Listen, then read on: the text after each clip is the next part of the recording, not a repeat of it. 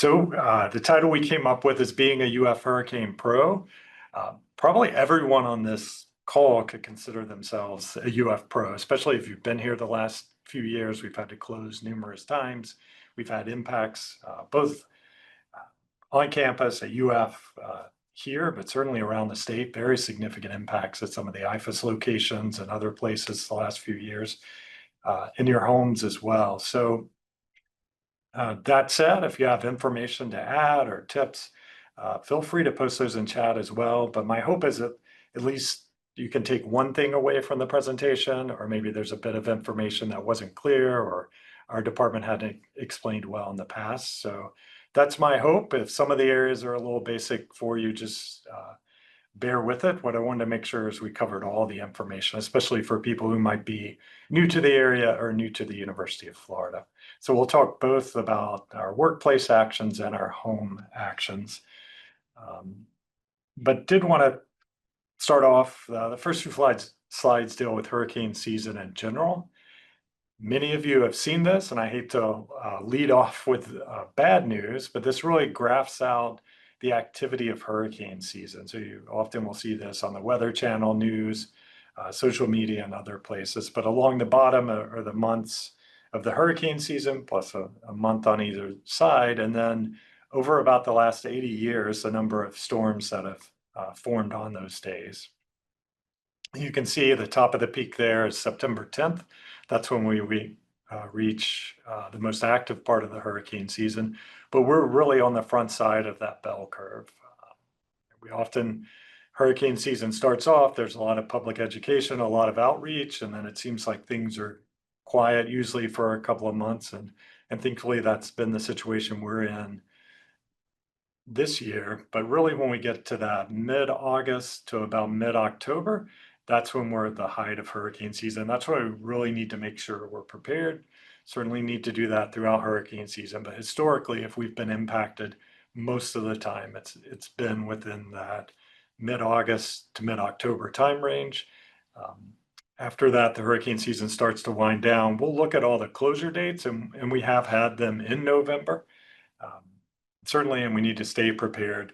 But anytime we've had very significant storms, they've fallen within that range. This is NOAA's outlook, the federal government's outlook for hurricane season. Wanted to include this. Many of you may have seen this when it was released a couple of months ago. You always like to caveat that by saying this is about activity in the Atlantic Basin in total. It doesn't talk about if we're going to be impacted or how we're going to be impacted. We've had very light seasons in terms of number of storms where we were significantly impacted, and we've had incredibly busy seasons in terms of the Atlantic Basin where we really didn't have any impacts at all. But it's one more tool to look at. Are we expecting a lot of storms or not? You can see on the left side there, they give it a 60% chance of being above normal. And on the right side, the number of storms that they're forecasting, they give a range. At least at NOAA, 13 to 19 named storms, of those 6 to 10 hurricanes, and of those hurricanes, 3 to 5 major. An average season now is 14 named storms, of those 7 hurricanes, and of those 3 to 4 being major hurricanes. So you can see they're just slightly above normal, which in some aspects is good. Certainly would prefer it to be below normal, as we all would, but compared to last year, where I think the range was something like 19 to 25 named storms, and the season lived up to that. So at least that it's backing off what we've seen the last couple of years is at least an encouraging bit of news. This, I know you won't be able to probably see the specifics on your screen, but this looks at those season forecasts from a host of different organizations, where there are private meteorological organizations, whether they're universities, government agencies in other countries. But the takeaway there, if you look at the middle of that graph, is a normal hurricane season. And you can see there are several entities forecasting a normal or near normal hurricane season, even a few on the light side of that. But obviously there are some above that. But the hope would be maybe we get a below average season, or at least stay out of any significant storms at UF this year, but who knows? We certainly want to be prepared for significant impacts as we try to do each year to be prepared.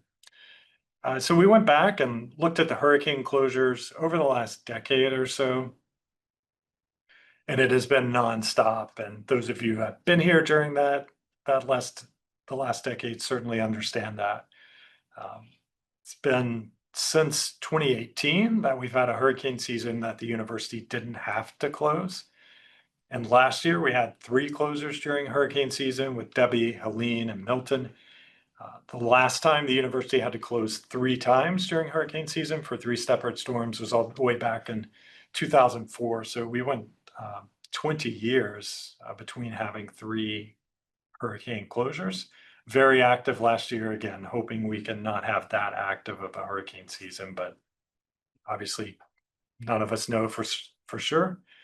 And you can see that time range, which is why I bolded that. Again, almost all of those falling within that mid-August to mid-October range. Did have a couple of outliers. You can see the 2 November closures in 2020 and 2022. Those were both somewhat minor storms, but we did have tropical storm warnings. It was warranted to close. 2020 and 2021, I will always be thankful that those were storms that we didn't have to open shelter for. That was during COVID, obviously, as everyone remembers, and it was going to be an elaborate process to have to shelter people during COVID. So thankfully, those years were light years, looking back with only 1 storm and both of those not being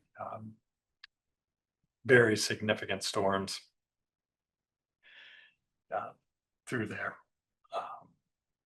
If you continue that time range back, we would get into more years. If you go earlier than 2016, certainly earlier than 2014, you get into a few years in a row. We didn't have to close, which was the norm, at least when I first started in 2005. We would usually go 2 to 3 years without having to have a closure. The bad part of that is we really lose our hurricane culture and our ability to respond quickly and be prepared to close across the institution, whereas the downside, we've had to do it every year, but most areas are very familiar then with how to close their units, what they need to do to be prepared in their workplace and obviously at home as well.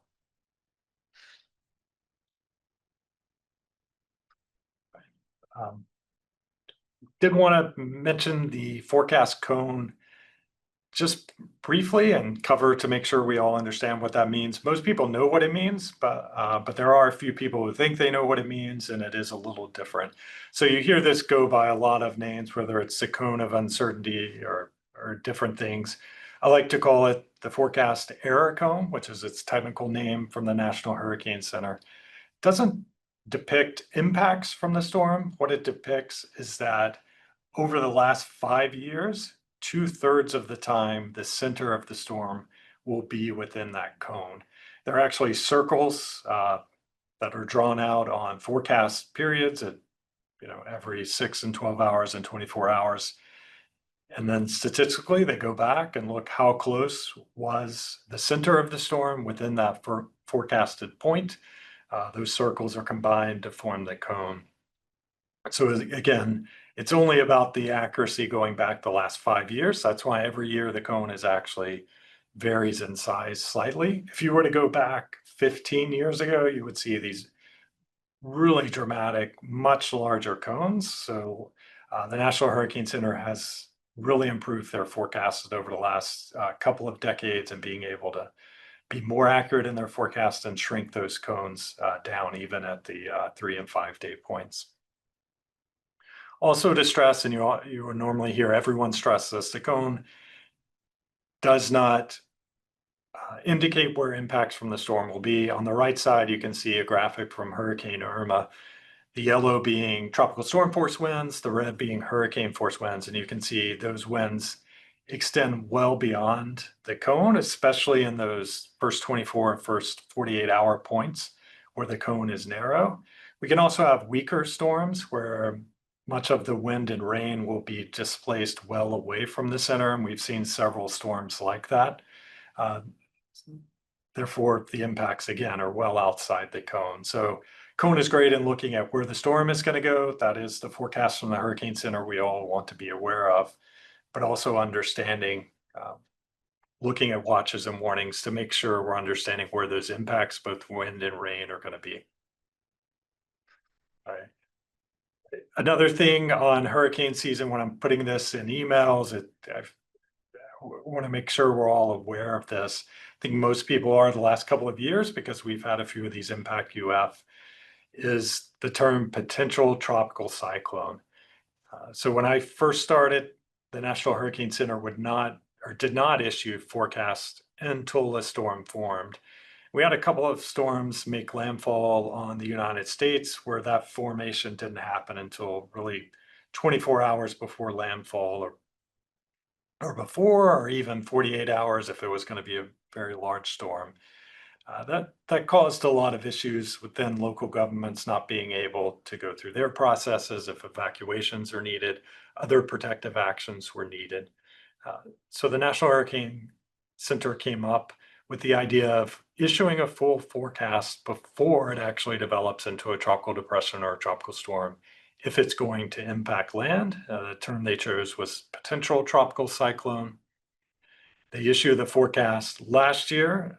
In the previous couple of years, they would only do that 20 or 48 hours in advance, excuse me. So if they expected the system to make landfall within 48 hours, they would do that. This year, beginning in 2025, they will do that if they expect landfall within 72 hours.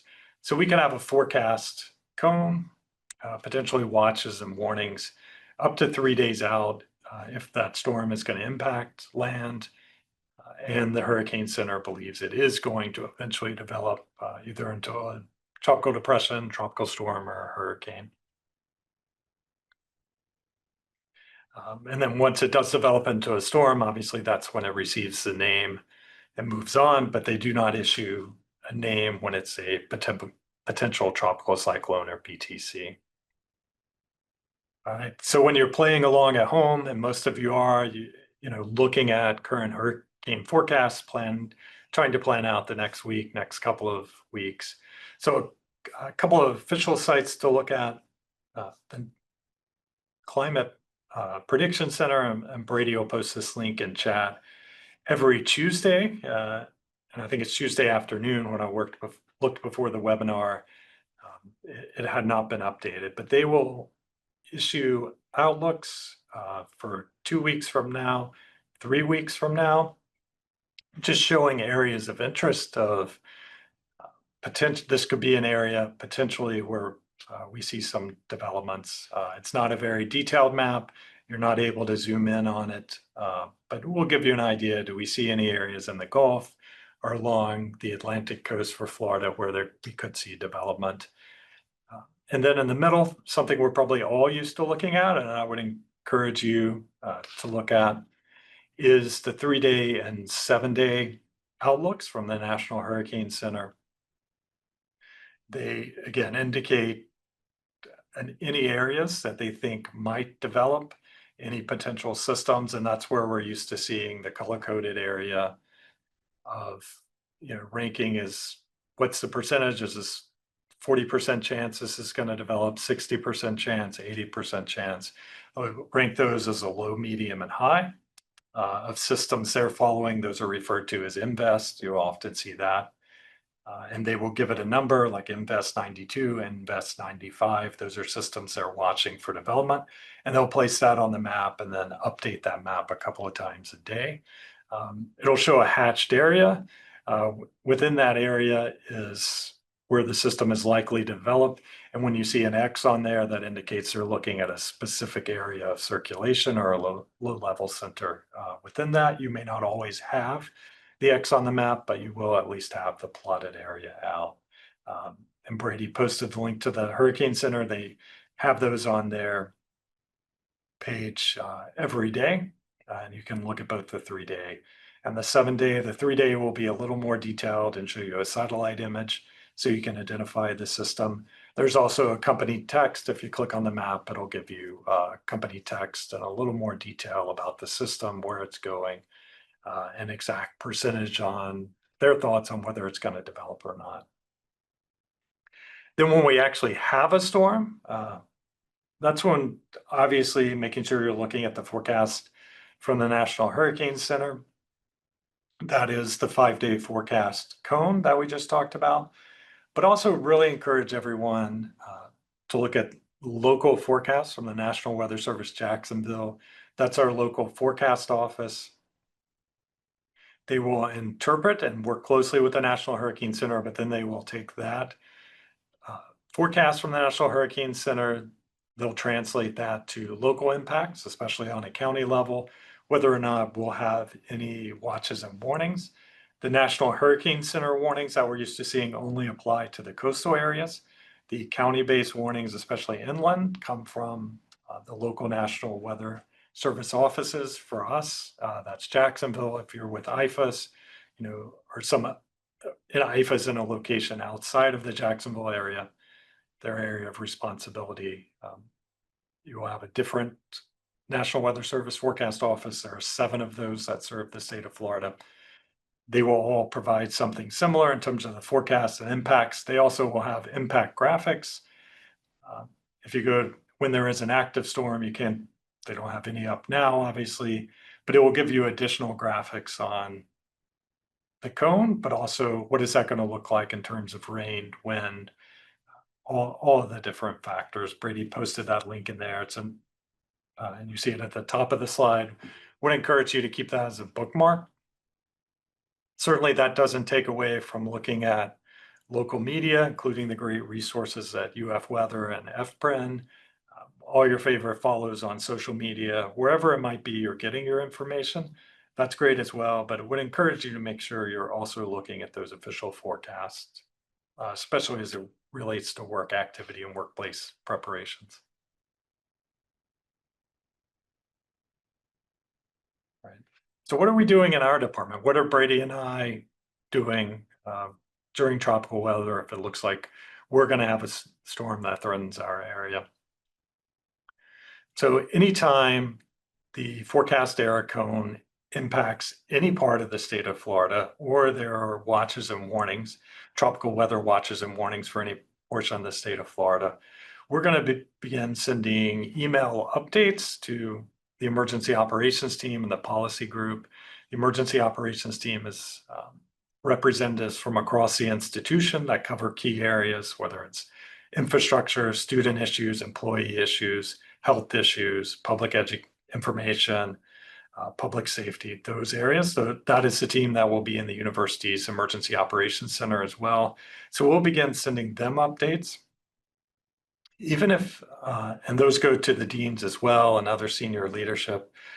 So even if the impact is going to be in Pensacola or down in Miami or anywhere in the state, we're still sending those because IFAS has operations all over the state, but so do a host of other university operations, even out of the main 16 academic colleges, have facilities all over the state. So we want to make sure anytime we have potential for tropical weather across the state, we're providing situational awareness on that, looking at what potential impacts are, what the forecasts are, what the watches or warnings are. That information will also be posted on the UF homepage. So strategic communications and marketing will post that information. There'll be a banner on the homepage that'll click to another page and providing daily updates at a minimum. If it looks like it's going to increase the threat or increase impacts, then those updates will become more frequent. And that is really the hub for university information on the storm. And even as an area, if you have information that needs to be put on there, you can work through strategic communications to make sure it is placed on that hub to make sure we have good information for the university community, trying to find out if service is being disrupted, changed hours, whatever it may be.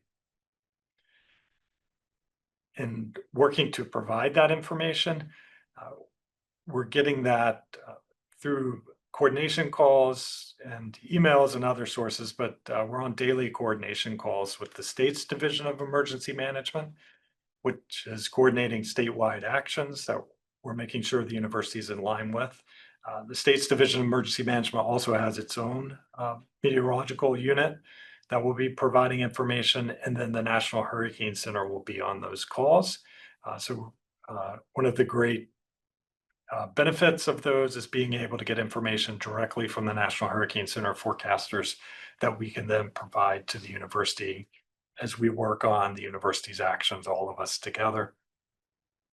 If it looks like we're going to be impacted locally or those chances are increasing, we will similarly be on daily forecast calls, usually multiple daily calls with the National Weather Service Jacksonville. As I talked about before, they're taking that National Hurricane Center forecast and interpreting it down to the local level and impacts we can expect here in Gainesville, but even on campus as well. They've really worked with us, are a great partner in helping us understand what potential impacts we have and being able to message that out internally. And as I said, we'll be working with the emergency operations team, doing daily briefings and coordinating the actions. We have a very large institution, as everyone on this call knows. So in times like this, we want to be able for the university to speak with one voice and act really in one accord. So making sure all information and resources are flowing and being coordinated by the emergency operations team. So we're coordinating closure times, activities, who's going to be on campus during closures, opening back up, responding to any damages that may occur, making sure, again, that's coordinated. We have a great team, an amazing team. It's the only way this job is even possible is because of the great work that the emergency operations team members are doing. We will also have liaisons in the Alachua County Emergency Operations Center, making sure we're working in close partnership with local efforts, both at the county and city. And then at the state's Emergency Operations Center in Tallahassee, we have a person from the state university system, the Board of Governors operation, that serves as liaison for the university and all the state universities. So if we were to have taskings, we needed resources, I should say, rather from the state, or they needed resources from the university, we would work through that liaison. And somewhere at Alachua County, there's a process and a system to do mission tasking of resources between the university, the local level, and the state level. And those have even occurred around the state with various offices. And sometimes we'll work with counties outside of Alachua County if there's a UF interest involved in either resources or impacts or those things. Right. But the main part of the presentation wanted to focus on have a plan, build a kit, stay informed. That's our mantra coming out of this department, both at work and at home, that we're focused on those three things. Have a plan, build a kit, stay informed. Probably most people on this call have those things, but again, making sure they're in place for this hurricane season. If you need to update anything, make any changes, buy any supplies, that we're doing that before we get into the height of hurricane season. So we talk about having a plan, specifically in the workplace, really encourage everyone to take a few minutes in their staff meetings over the next few weeks and walk through your hurricane plan. If you don't have a written one, we'll talk about ways to get that in a few slides. But even that unwritten plan of things you've gone through last year with 3 closures in the year before. You may have new people in the department, but even the experienced ones go through what worked well during those closures that needs to be continued and making sure those are adopted processes. But also, if there are things that could be improved upon, some lessons learned, looking about how to make those changes. If it's simple changes, things you can put in for this hurricane season, do that. If there are longer term changes that may require budget changes or whatever it may be, putting those processes in place. We don't want hurricane preparations to be this ramp up a few months out of the year, but we're really thinking about it in turn, constantly improving our responses to tropical weather and hurricanes and constantly improving our planning on that. Would encourage everyone to have a closure checklist. And again, we'll talk about the process to do that. If you've had those, reviewing them, updating them from the previous years. Also reviewing your essential employees. The next slide, I'll talk about the policy for those. But making sure you have identified essential employees. So when the UF alert goes out saying the university is canceling classes and closing offices and that essential employees should check with their supervisor, that everyone's in agreement who those essential employees are, what their roles and responsibilities are. And even through time, sometimes people's personal lives change. They may have young children that they're caring for, elderly parents that they're caring for. They may be on vacation. They may be out on sick leave. So even as we get closer to the storm, making sure the people you have identified are able to fulfill those roles. And if you need to add additional people or remove previously identified people, you're doing that. Essential employees, sometimes we think those are the people who are going to be needed during the storm. And that's a part of it. And there's a small subset of them that are working on campus doing amazing things out in the weather or in their buildings taking care of operations. But you may need people before a storm or after a storm when the university is still closed to make those final preparations to make sure your area is buttoned up, or coming in after the storm to check on operations or things that are occurring in your building. So it's not just during the height of the storm, but anytime you may need someone to work during a closure, that you have them clearly identified. And at home, same thing. Were there things you needed over the last 3 storms that you didn't have, supplies you didn't have? Making sure you're getting those identified, whatever it may be. And also know where you're going to be. Most of us are going to shelter in our home or in our residence. But if that's not the case, where are you going to go? Making sure your family is aware of that.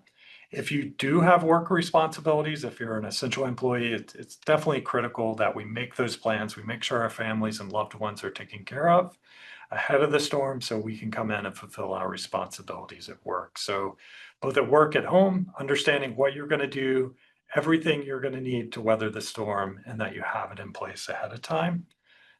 For essential employees, sometimes we get questions on that. We linked there, you can see the link to the HR website. That is a policy from the university, 11-014, but it protects both the employee and the department um, both ways. So it talks about if the employee does have to work, how that works from compensation or comp time. Also, if they're being tasked with that, it protects the department by saying this is a work issue. Someone's been identified. They can't just say the university's closed. I'm not doing that. That they have a responsibility to do that. Departments and colleges are the ones who have the responsibility for appointing them, naming their essential employees, and for informing those employees. Obviously, you don't want to be counting on someone as an essential employee and you haven't talked with them about those roles and requirements. So at least initially, they should be receiving and acknowledging a written designation of their role. UF now has 3 types of essential employee: on-campus essential. It means they will be working on campus during a closure. Remote essential means it's a closure, but they still have responsibilities to do, and they can do those remotely if needed, whether it's closing out payroll or other things. In today's world, where many people can work remotely, even as we saw with HR this morning, you really still, if you're expecting them to take action during a closure, they still need to be identified as essential. That also gives them the ability to come to campus on a limited basis if they need to. And then finally, remote non-essential means they're working from a remote location and they don't need access to campus during a closure. So I'd encourage you to review your list of essential employees, make sure they're still correct and that those employees know what they need and what they're responsible for doing. Just a quick word on sheltering. Again, as I said, most of us are going to shelter in our residence. Alachua County does not have hurricane evacuation zone, so it's not like a coastal area, coastal county where they're going to say zone A is evacuated, zone B is evacuated, zone C is evacuated. The only people who are going to evacuate in Alachua County or asked to evacuate are those in flood-prone areas or those in manufactured housing, something like that. So there's not designated evacuation areas. But if you're in one of those situations, really having a plan of what you should do. First approach should really be to stay with family or friends. But if that's not an option, and we are faced with a hurricane, UF will normally open a shelter. Those are designed for UF students, faculty, staff, and their families. So these are not open to the general public.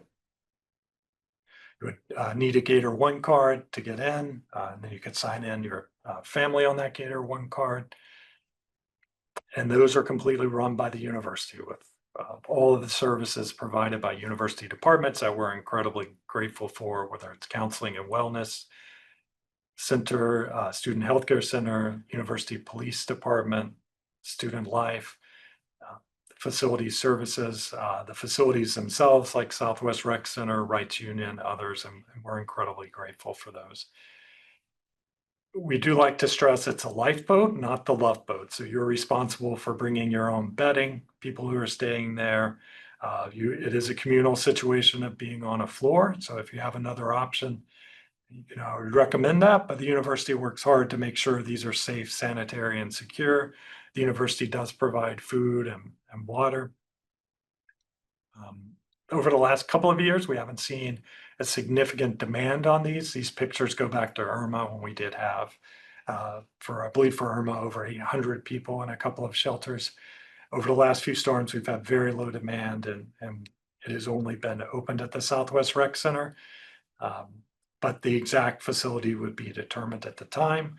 We have facilities that have been identified that meet the state hurricane shelter standards. They've either been constructed to those standards or they've been retrofitted to meet the wind standards needed to be classified as a hurricane shelter.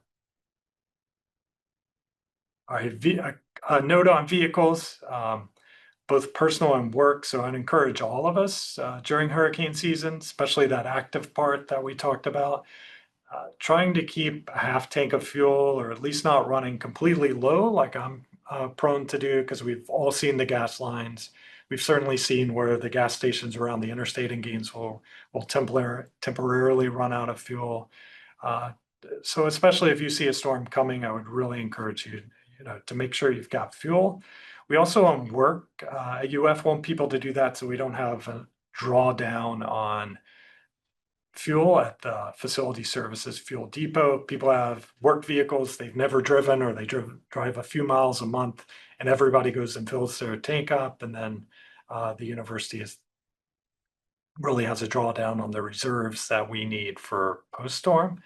So I'd encourage you, if you don't need that vehicle to have a full tank of gas, maybe consider where it should really be fueled up, but keeping a half tank on all your work vehicles throughout the season, and then knowing where you're going to move them to.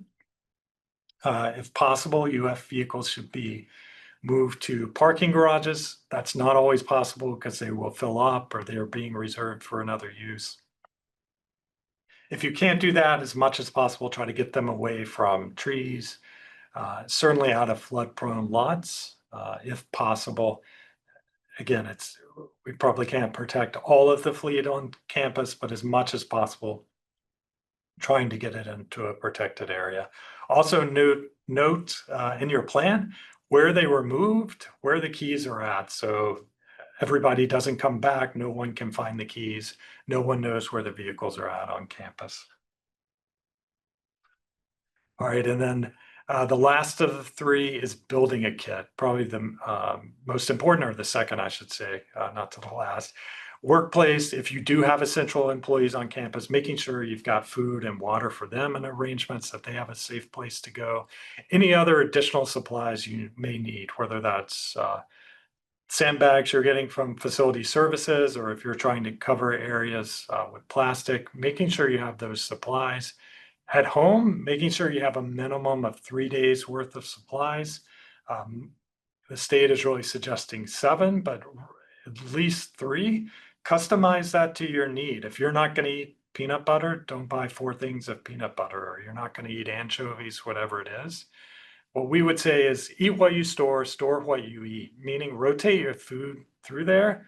Doesn't have to be supplies you put away for a hurricane season and throw them away. Cycle things through there. So if you do eat peanut butter, buy the larger one and maybe always have an extra one when you open one. Buy another one. That way, minimum, you're going in with a large thing of peanut butter you can put on bread or crackers. Do that across other food items to get you to that minimum 3 days worth of food. Remember your pets as well. They will need those same 3 days worth of food. This is an actual picture I took during a storm a few years ago, or before a storm a few years ago, of Millhopper Publix on 23rd or 16th Avenue. You can see the water stripped out, which always becomes an issue. So I would encourage you now to have water containers, whether you're keeping them empty or not. You can buy a gallon water container for around $1, a little over. If you want to cycle that through every few months, you can use the water to pour on your plants and then fill it back up with tap water. But not putting yourself in a situation where you're having to drive all around town just to get some bottles of water. As long as you have the containers, you can fill those up from there. You can see some other key issues on there, and we've got a link to this list of supplies. This is kind of a basic list everybody's seen, but it's an opportunity just to review what you have right now, making sure if you haven't looked at your kit since last year that you're doing those things. A couple of items besides the food, I would really encourage you to have a flashlight, some batteries, first aid kit, but also cash, a little bit of cash. We're all guilty, at least I am, of not carrying cash oftentimes because we're using some other form of payment. But if we see large scale power outages, stores may not be able to take credit cards or Apple Pay or whatever it is initially, or there could be disruptions in that. So at least having a little bit of cash to cover anything you do need to get post-storm is helpful, even if you're not able to get it out of the ATM because of power outages or ability to travel around, whatever it may be. Good news on that is starting August 1st, most of these supplies will be tax-free and be tax-free year-round. In previous years, there would be 1 or 2 weeks during hurricane season where these supplies were tax-free. The legislature and the governor have now made that tax-free year-round. So tarps, batteries, other preparedness items are tax-free. Obviously, food was already tax-free.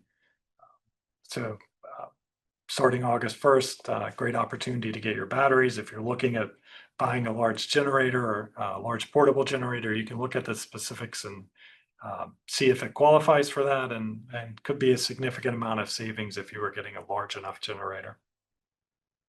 And then the final one is to stay informed. So at work, encourage all of us to download the GatorSafe and Florida Storms app. The next slide, I'm going to give you a QR code to do that.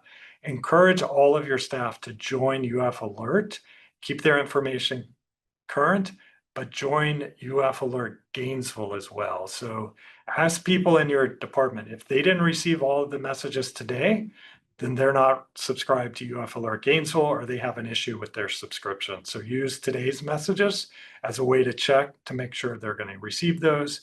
Follow any of the guidance on the UF homepage as we talked about. Be aware of the National Weather Service Jacksonville forecast. At home, understand those watches and warnings, especially when high winds are going to arrive, when the heavy rain is going to arrive, how much rain we're going to receive. Also have a battery powered radio. Those used to be incredibly common when I was a kid. You could go in anybody's house, probably find a couple of them. Very few people have them anymore. It is a very important resource if we lose power or internet service or both of those. Today's streaming world and other things, not many people actually have a radio outside of their car, but especially a battery powered radio that you can have in your house to get news and information if needed. There's also a new service from Beacon, the UF College of Journalism and Communications, that we'll talk about. Social media, some important follows. I encourage you to follow UF Public Safety, Alachua County Emergency Management, National Weather Service Jacksonville, and Florida Storms on whatever your favorite platform is, whether it's X, Facebook, or others. That will give you very good local information as well as forecast information specific to us. County Emergency Management Director Grice does a great job of giving video updates, really talking about impacts in the community, preparedness issues. So really encourage you to follow them. Florida Storms is out of the UF College of Journalism, the UF Weather Center. They give great forecasts and information as well. So this is a QR code. I'll give everyone a minute, and Brady is also going to post these links. These QR codes will take you to a website that you'll have both the App Store and the Google Play link to download both of these. GatorSafe, the official safety and security app for the University of Florida, as we like to say, has tons of resources. It is another way to receive UF Alert Gainesville messages. You can chat with the dispatcher. There is a mobile blue light function. There is a safe walk, frim walk function, other things, but it is also a way we'll put a banner up when there's a storm that will link you to the page I talked about from strategic communication. So we really want everyone on campus to have this. Florida Storms is from College of Journalism Communication, is in line with their Florida Public Radio Emergency Network operation, as I talked about. Gives you great radar, lightning, which you often have to pay for in an app. It's completely free. You can set your location and get forecast. You can set multiple locations. So if you want to have one set for work and a family member who lives somewhere else in the country or another side of the state, you can do that. If you want it to push you watches and warnings, make sure you're turning those on and it'll do so. And if there's a storm, you're able to see the cone, the forecast models. They will be writing updates, as well as you can go and listen to their audio updates as well. So really encourage during hurricane season, but really year round, people to have Florida Storms as well. So really everyone on campus to have GatorSafe and the Florida Storms app, both obviously completely free. Beacon is a new project they're working on that provides automated emergency information directly from, especially county emergency management. They're able to dump in a message that's then automated and read out. You can listen to that currently on your way home. You can tune to 88.5 FM and hear it. Or if you go to the HD subchannel, HD4 on 89.1, you'll hear the same feed as well. It is another way to get emergency information. It's currently broadcasting, but during an emergency information that counties are putting out, you're able to get that is being rolled out statewide. So if you go to that website, you can see if there's a location in the part of the state you're in, but certainly for the Gainesville area, it is currently on and broadcasting. A couple of quick notes on departmental planning. There's a link to our plan template there. So if you don't have a written plan or you need to update it, if you go to that website and then scroll all the way down, so the top of that website is the university's plan and some annexes. But if you scroll down, there'll be a Word document that you can download. That'll take you to the template. Appendix B is the tropical weather portion of that. So if you were trying to put together a plan for your department, you could use that. The closure checklist that I mentioned, the sample checklist are in the attachments. That is not meant to just download it, print it out, and make it your plan. It takes work. You have to customize those as well. And we have a process that'll come up in one of the later slides where we'll help walk you through that over the course of the year. The other thing with your plan is if you have identified mission essential functions that you have to maintain, that you're making preparations both for those employees that we talked about earlier, but how are you going to carry that out? And making sure and carrying that out, that safety is paramount, that you have supplies for those employees, they have a safe place to go during the high winds, that they're avoiding, traveling around or being outside once we're getting sustained tropical storm force winds and above. But again, when you're doing those 5-minute conversations or 10-minute conversations in your staff meeting, if you have functions that have to be maintained through a storm, whether that's caring for animals, clinical operations, caring for students who are on campus, food service, whatever it may be, that you're talking through how that's going to be done, who's responsible for doing that, and what arrangements are in place for those people. And there was a comment about the Norman Hall tree. Yeah, that was very sad. So very keen eagle eye, someone in chat Notice that earlier picture was on the Norman Hall tree that fell last year. And then once we're through with the storm, hopefully we're all right, but doing damage assessment in your area. If you come back to your area and there's a dangerous or life-threatening emergency, first thing is to call 911. Assuming it's not that and it's just building damage or water intrusion or something in your building, that you contact your appropriate work management center, whether that's facility services for most of the buildings on campus, but it may be IFAS, it may be housing, it may be some other area that you're notifying them that you have damage, that you're taking pictures of the damage and providing it to them, that you're notifying EH&S risk management or whoever your proper insurer is to notify them that there's been damage and to begin the claims process. Also, take any safe protective measures to keep anybody else from being hurt. Try to mitigate or reduce the hazard.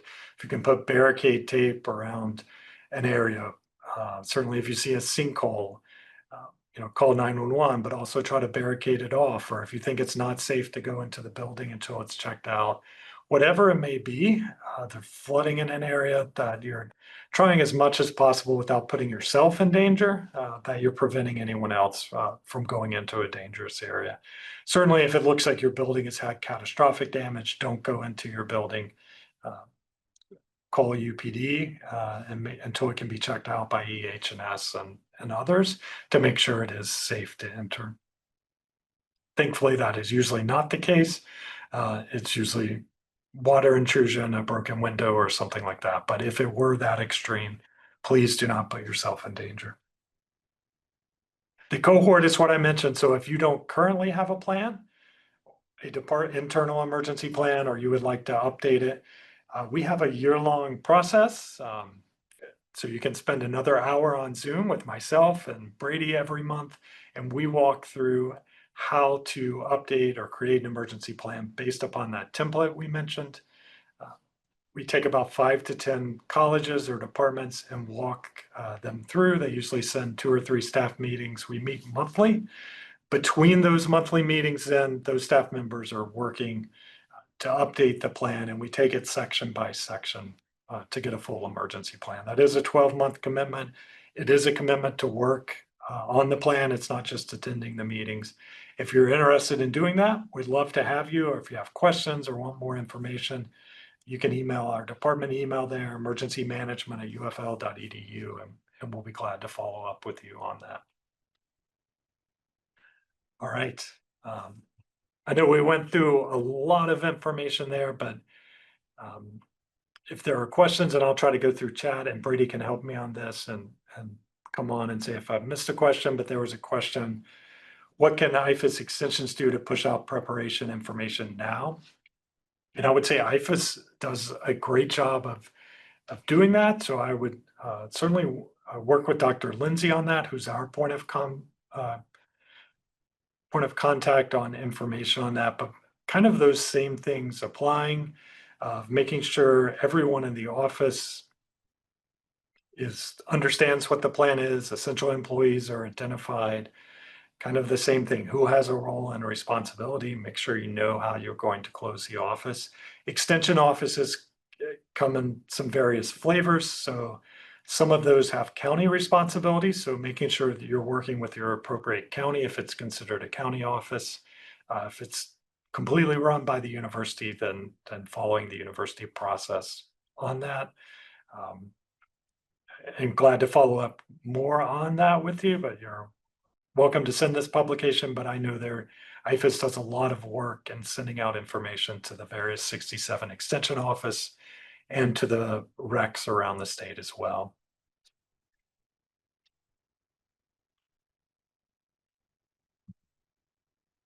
Other comments or questions?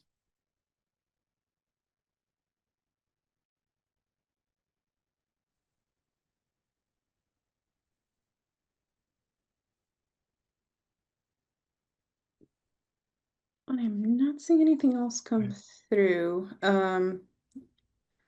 If you have any questions, post them in the chat. I'm gonna also send a link to where you can find the recordings of previous webinars, and we'll be also uploading the link to this recording on that web page. Any additional questions or comments? You can also unmute yourself if you want to ask a question. And we'll be sharing all of the links that Brady shared in the video description when we upload it to YouTube as well, just FYI. Well, I certainly appreciate everybody giving up their lunch hour to listen to us go through this. We had a great turnout, so I greatly appreciate your interest. Thanks for all you're doing. The university is only as prepared as we are prepared, all of us individually in our homes and in our workplace. So Brady and I are definitely grateful that you're taking the time to be prepared to get these things in place before we enter the height of hurricane season. If you have follow-up questions that you didn't want to ask on the group, you can certainly reach out to us individually and be glad to try to answer those questions as best as we can, or respond to comments if you have comments about things we should be doing during hurricane season or changes to university operations. Glad to chat about those as well. Okay. Dulce asks, is Central Florida included? Included where, Dulce? Like in the app or?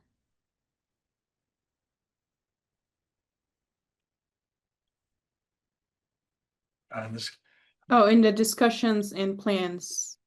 yes, so we have had areas outside of kind of the Gainesville campus use the template. We have an operation in Jacksonville going through it this year. We had another operation in Jacksonville last year. It takes some modification, and we kind of talk about that through the cohort of when it's referencing this, we need to make sure we get clarification on how it would work in your specific location. You have different people that maintain your buildings. There's a host of things. So encourage you to still have a plan and work through it. And our template will work for that with some modification. Okay, perfect. So I don't see any additional questions. So I think with that, we can wrap up the webinar. Thank you, Kenneth and Brady, for all the valuable information. We really appreciate you spending some time with us to share all this knowledge. And thank you, everyone, for joining us today. We'll have the webinar up on YouTube within about a week time. Anything else you want to add, either Kenneth or Brady, before we sign off? No, I don't think so, other than hopefully we have no storms this year. I think everybody hopes for that. But again, greatly appreciate everybody's time. All right, perfect. Thank you, everyone, and enjoy the rest of your day. Bye, y'all.